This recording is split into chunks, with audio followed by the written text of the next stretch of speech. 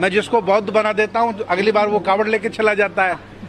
मैं जिसको मैं बौद्ध बना देता हूँ, भाई हिंदूवाद ब्राह्मणवाद इतना हावी भारत में है कि जिनको हमने दीक्षा दी अगली साल वो कावड़ लेके चला जाता है। मैं फोन करता हूँ, भाई हाँ भाई श्यामलाल कावड़ लेके गए, अरे कि पत्नी नहीं मार रही थी, लड़के को बुखार आ रहा था। तो बताइए सारा आंदोलन बुद्ध का फेल है भारत में। दिक्कत क्या अगर कावड़ लाने से बुखार उतर जाता है? एक्चुअली इनका जातीय गौरव, इनका जाति दिक्कत नहीं, बुखार उतरता ही नहीं है, उसका मोनोपोली ये गुलाम है वो।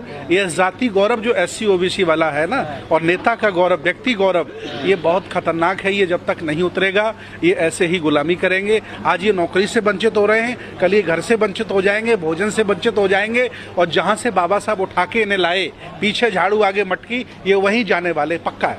मैं जिसको बौद्ध बना देता हूँ अगली बार वो कावड़ लेके चला जाता है। मैं जिसको मैं बौद्ध बना देता हूँ, भाई हिंदूवाद ब्राह्मणवाद इतना हावी भारत में है कि जिनको हमने दीक्षा दी अगली साल वो कावड़ लेके चला जाता है। मैं फोन करता हूँ, भाई हाँ भाई श्यामलाल कावड़ लेके गए, अरे कि पत्नी नहीं मार रही थी, लड़के को बुखार आ रहा था।